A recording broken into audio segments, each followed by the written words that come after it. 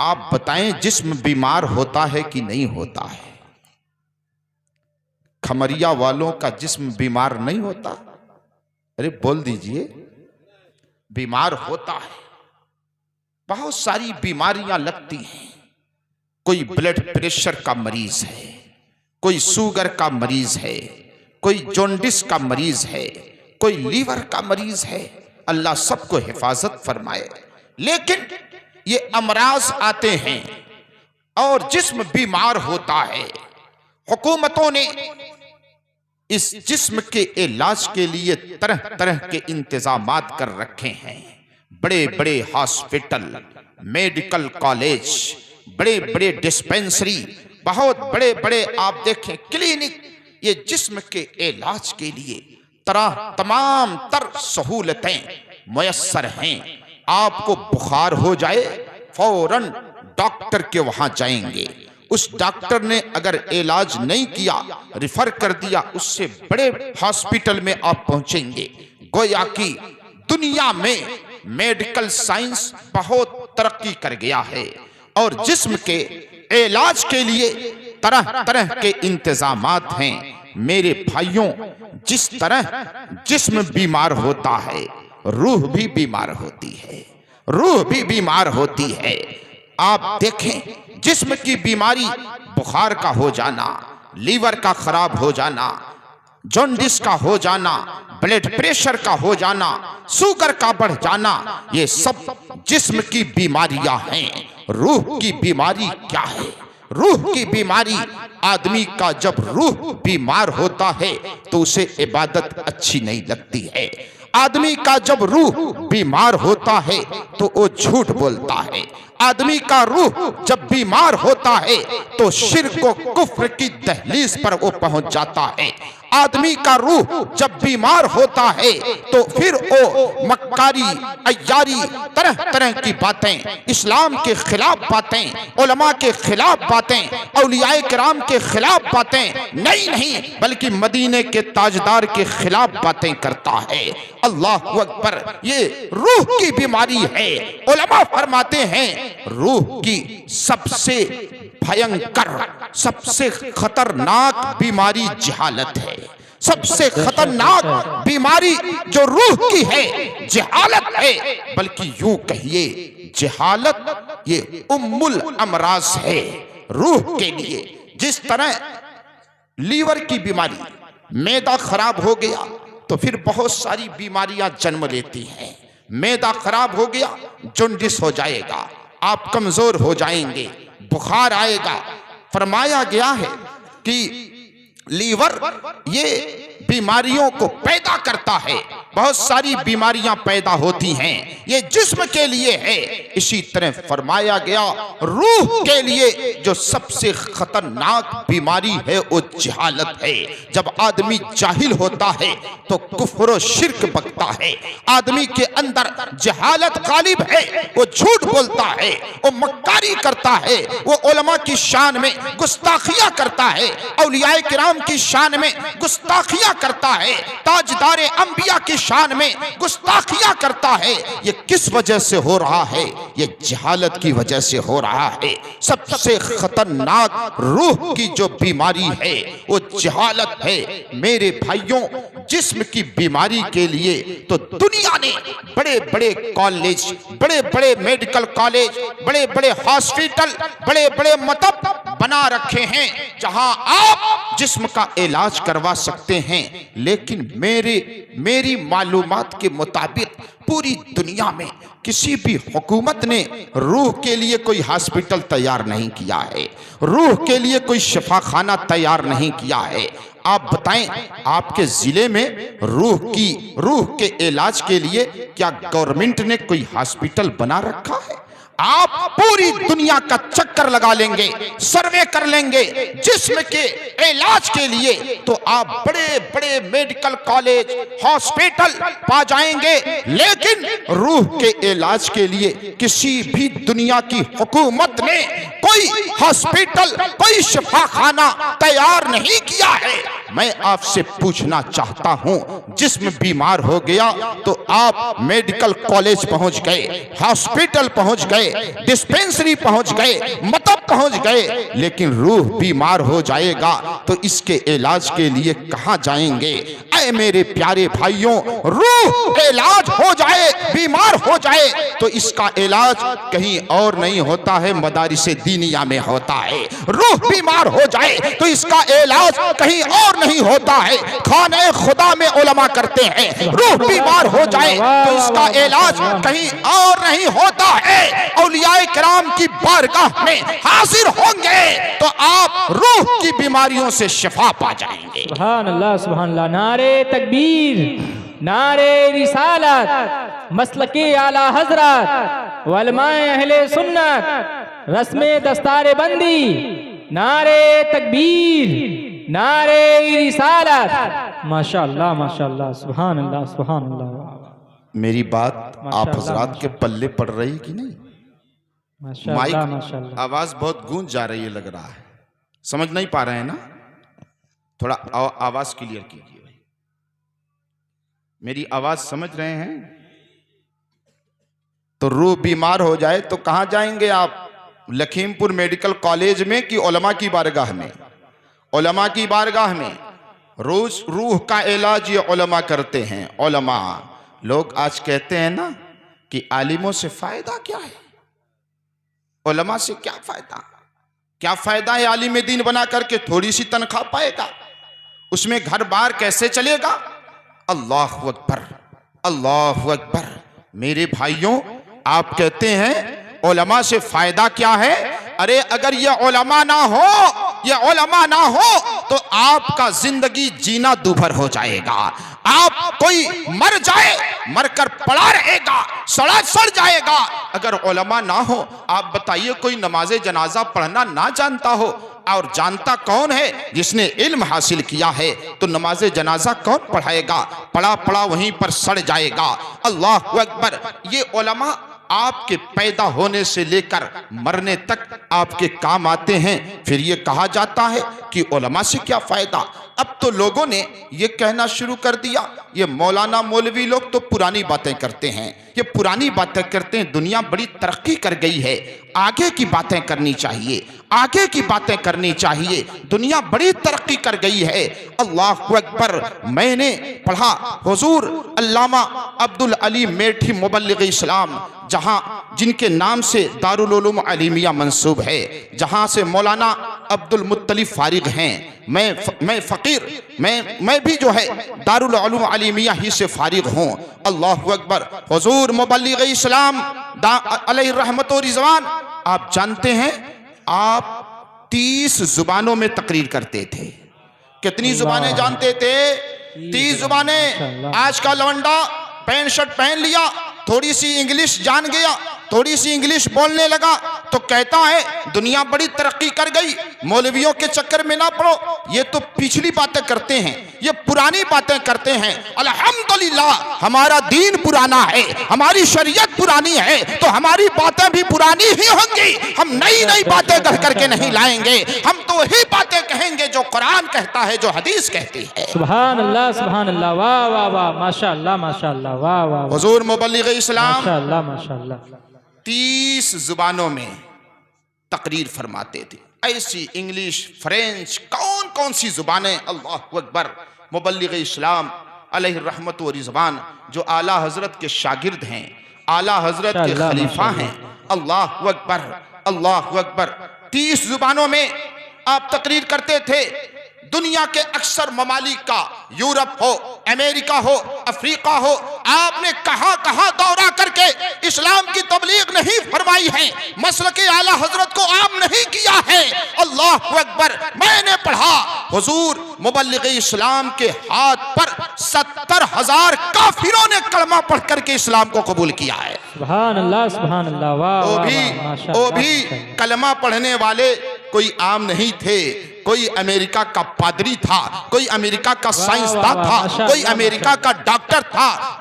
अलग अलग मुल्कों में जाकर हुजूर मुबल्लिग इस्लाम ने 70,000 लोगों को कलमा पढ़ाकर दामने इस्लाम से जोड़ा है।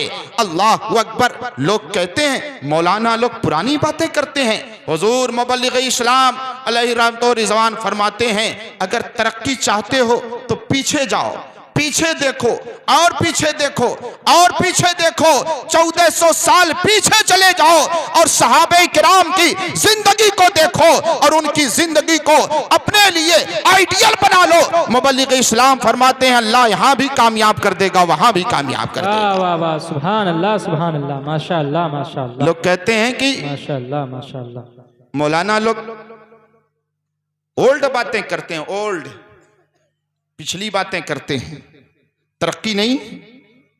माज़अल्लाह रब्बिल आलमीन।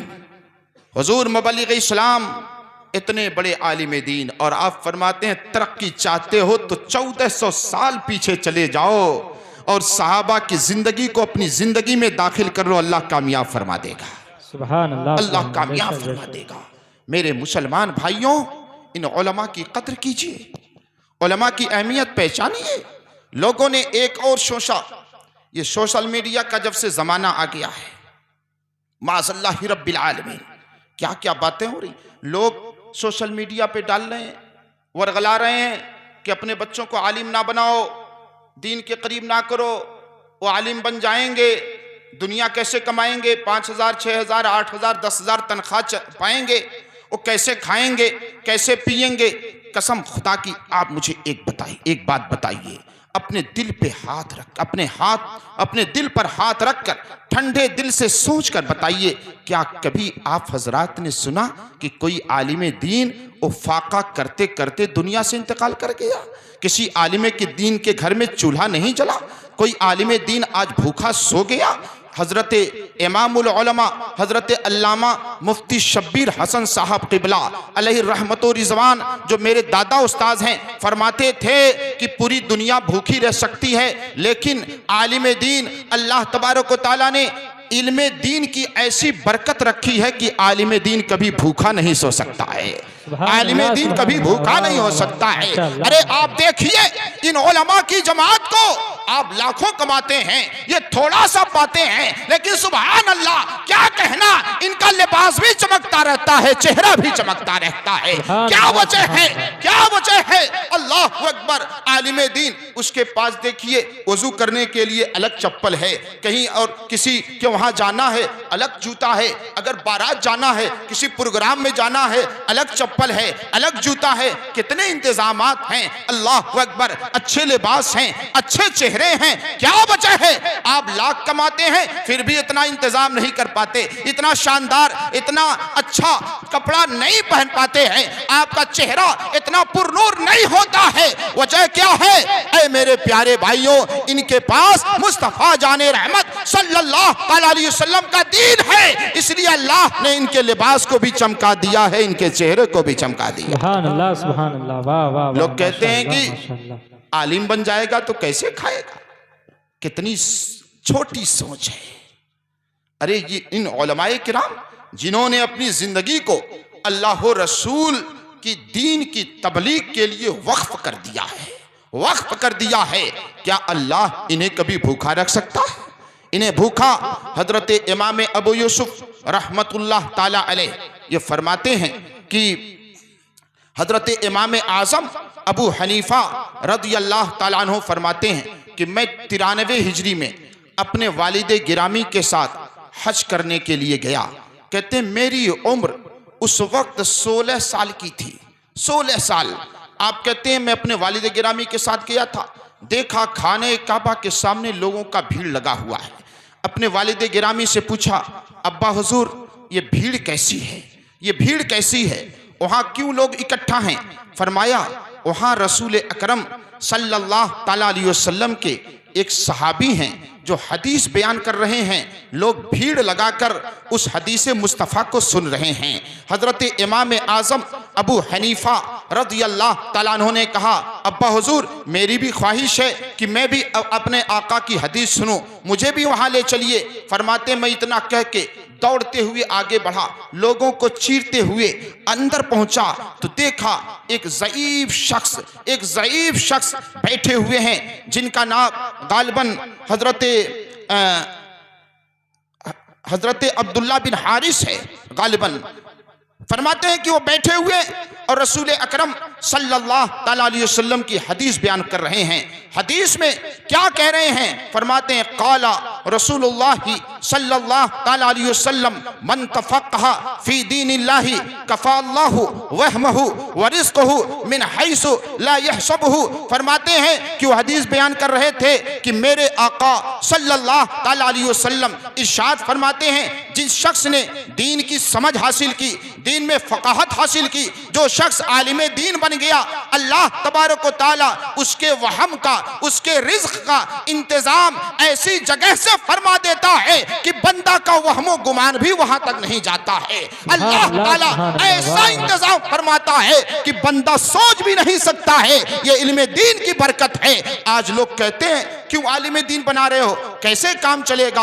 अल्लाह अकबर, अल्लाह अकबर। ऐ मेरे मुसलमान भाइयों, लोगों के बहकावे में ना आइए। अब तो जमाना ऐसा पुरफतन जमाना आता आ रहा है। मैं एक जुमला बारहा कहा करता हूं कि अब तो जरूरी है कि हर घर में एक आलिम दीन हो, हर घर में एक आलिम दीन हो कि कम से कम अपने घर वालों की ईमान और अकीदे की हिफाजत तो कर सके। बेशक बेशक। वरना आप देखिए कितने फितने का जमाना है, कितने फितने का जमाना है। आपके घर में अगर कोई एक आलिम दीन होगा तो इंशाअल्लाह कोई बदअकीदा आपके घर पे नहीं पहुंचेगा। उसे मालूम हो जाएगा कि इस घर में आला हजरत का सिपाही रहता है, तो इंशाअल्लाह ताला कोई बदअकीदा आपके घर पे नहीं आने पाएगा। इसलिए जरूरी है कि हर घर में एक एक आलिम दीन, हाफिज कुरान बनाइए। किसी के 4 बच्चे हैं, 2 बच्चे हैं, एक बेटे को वक्फ कर दिए दीन के लिए। और यह अपना सोचिए कि फिर हमारा काम कैसे चलेगा। मैंने एक हदीस पढ़ी, रसूल अकरम सल्लल्लाहु अलैहि वसल्लम की बारगाह में कुछ सहाबी हाजिर हुए कि या रसूल अल्लाह सल्लल्लाहु अलैहि वसल्लम, मेरा ये भाई है, ये रातों दिन आपकी बारगाह में बैठा रहता है। हम लोग मेहनत और मजदूरी करते हैं, मशक्कत करते हैं, काम करते हैं, ये कुछ नहीं करते, आपकी बारगाह में बैठकर दीन हासिल करते हैं, आपकी बातें सीखते हैं। या रसूल अल्लाह, इनको समझाइए।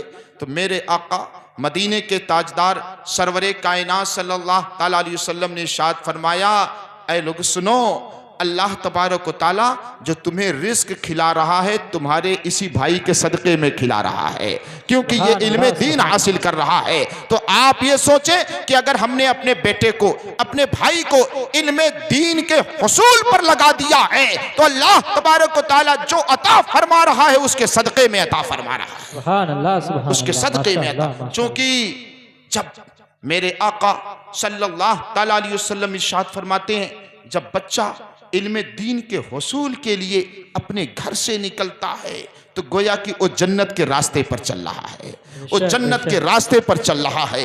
आप बताइए, वो बच्चा आपके लिए, अपने वालिदैन के लिए, अपने घर वालों के लिए दुआएं करेगा तो इंशाअल्लाह अल्लाह उसकी दुआ को जरूर कबूल फरमाएगा। इसलिए मेरे भाइयों, अपने घर में बच्चों को आलिम दीन बनाइए, दीन सिखाइए। ये बहुत जरूरी है, ये बहुत जरूरी है। और मैं अपने तलबा से, चूंकि हमारे यहाँ शागिर्द भी मौजूद हैं, मैं आप लोगों से, मौलाना अब्दुल मुत्तलिब सल्लमहु से, और जो भी हमारे यहाँ शागिर्द मौजूद हैं, मैं उनसे ये कहूंगा, आप फारिग हो गए, आपके सर पे दस्तार बंध गई। जिस साल मेरी फरागत 2006 में मुफ्ती की हुई थी, तो हुजूर मुहद्दिस कबीर दामत बरकातुहुमुल कुदसिया अतालुल्लाहु उम्रह ने फरमाया था हम लोगों को नसीहत करते हुए कि बेटा, ये जो पगड़ी बंध गई है, ये फरागत की, असल में फरागत की पगड़ी नहीं है। अब तो आप दाखिल हुए हैं, अब आप अभी तक फारिग थे। अभी मुआ साहब ने कहा ना कि अगर कहीं कोई गलती हो गई, लोग कहते थे पढ़ रहा है, बच्चा है। लेकिन अब असल में दुखूलियत की, दाखिल होने की पगड़ी बन गई है। अब आप कोई ऐसा काम नहीं करेंगे कि लोग उंगली उठाएं। अब लोग ये नहीं कहेंगे तालिब इल्म, अब कहेंगे मौलाना हो गए, देखो ऐसा कर रहे हैं। इसलिए बच्चों, शरीयत मुस्तफ़ा को आपने सीखा है, कुरान को सीखा है, हदीस को सीखा है। आपका हर काम सुन्नत मुस्तफ़ा की रोशनी में होना चाहिए। आप छोटी छोटी बातों पर तवज्जो दें।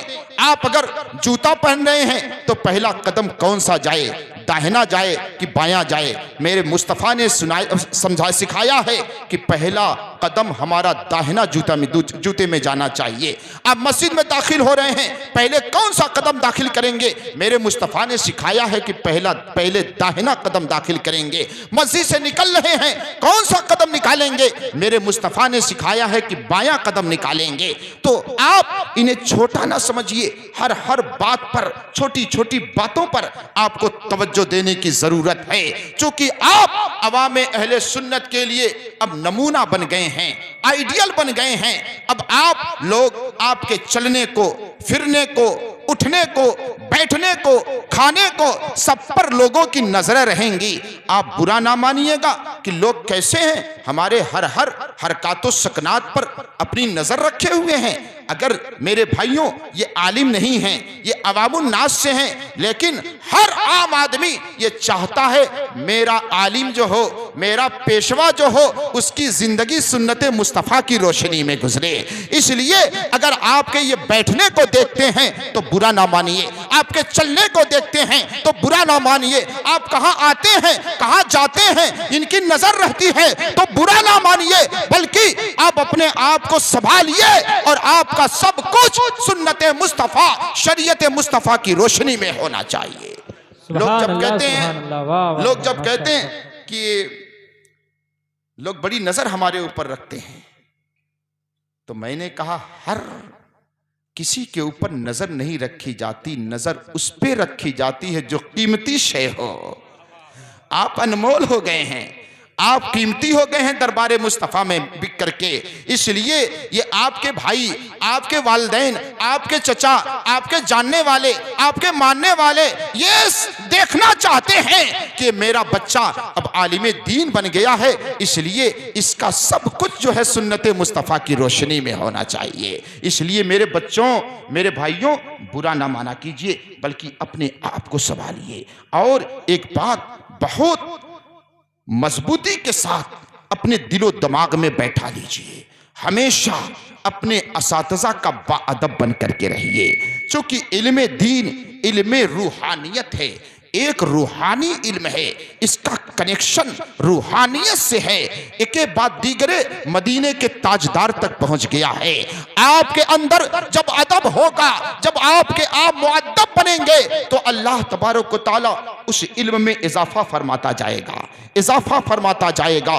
और जब अपने असातिज़ा के आप गुस्ताख हो जाएंगे, इमाम अहले सुन्नत आला हजरत फाजिल बरेलवी रज़ी अल्लाह ताला अन्हु ने तहरीर फरमाया है, जो बच्चा अपने असातिज़ा का गुस्ताख रहता है, वो मेहनत करके, रगड़ करके थोड़ा बहुत पढ़ लिया, लेकिन इल्म की रूहानियत को हासिल नहीं कर सकता है, इल्म की बरकत को हासिल नहीं कर सकता है।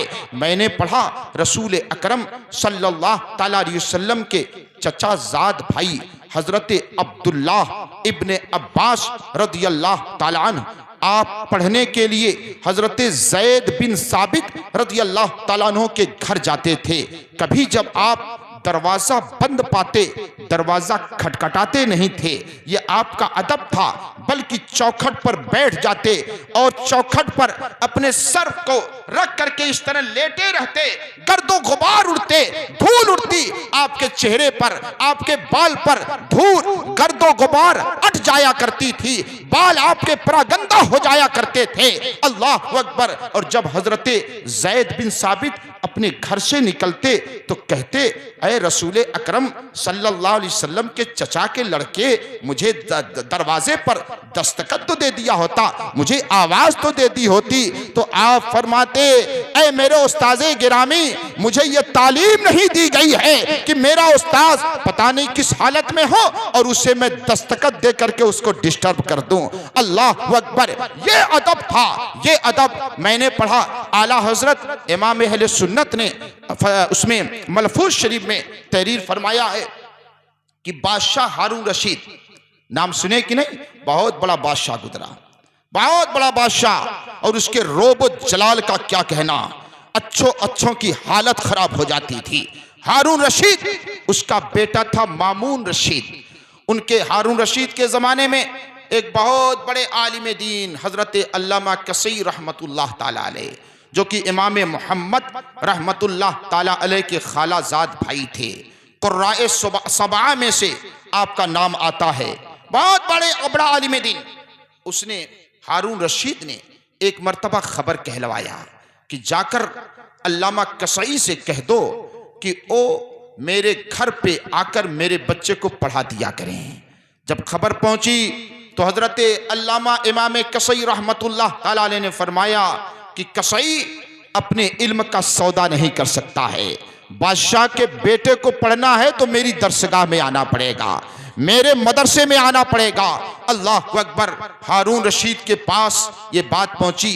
हारून रशीद ने कहा ठीक है, जाके अल्लामा से कह दो कि मेरा बेटा आपके मदरसे में पहुंचेगा, लेकिन पहुंचते ही उसका सबक सुन लेंगे और सबक सुनकर उसे छोड़ देंगे सिपाहियों के साथ और वो अपने महल में, अपने शाही महल में आ जाएगा।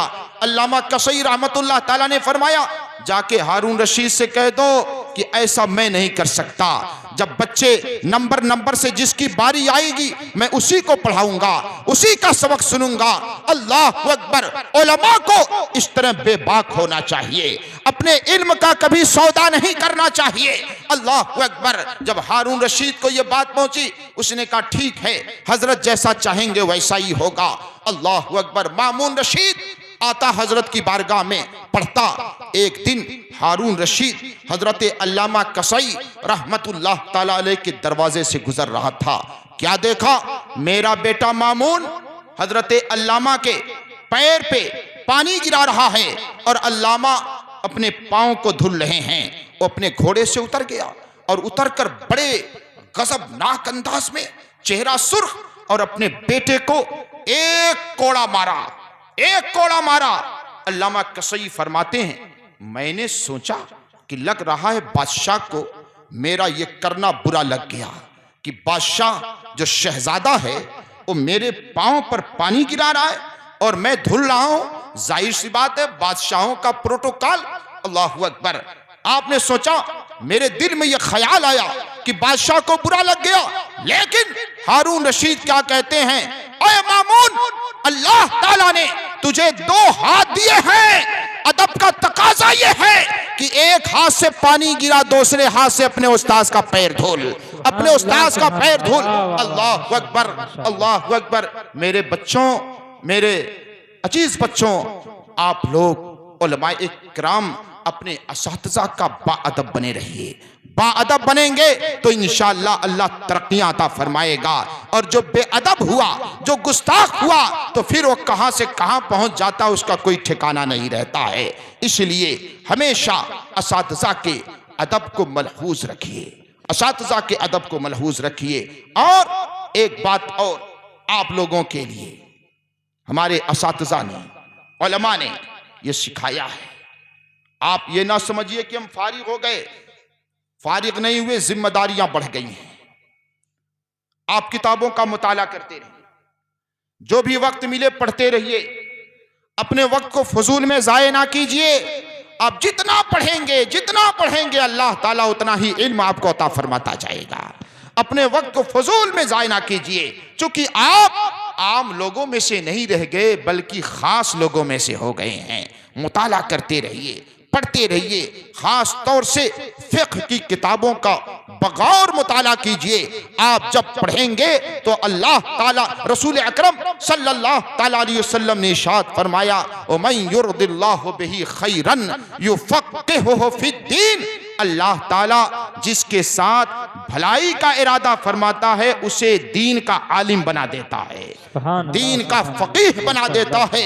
इसलिए मेरे अजीज तलबा, पढ़ते रहिए, मुताला करते रहिए और शरीयत इस्लामिया की रोशनी में अपनी जिंदगी गुजारिए।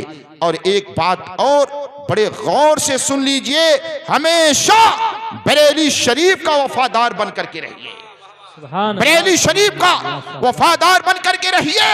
मसलक आला हजरत का कभी सौदा मत करना मेरे बेटों।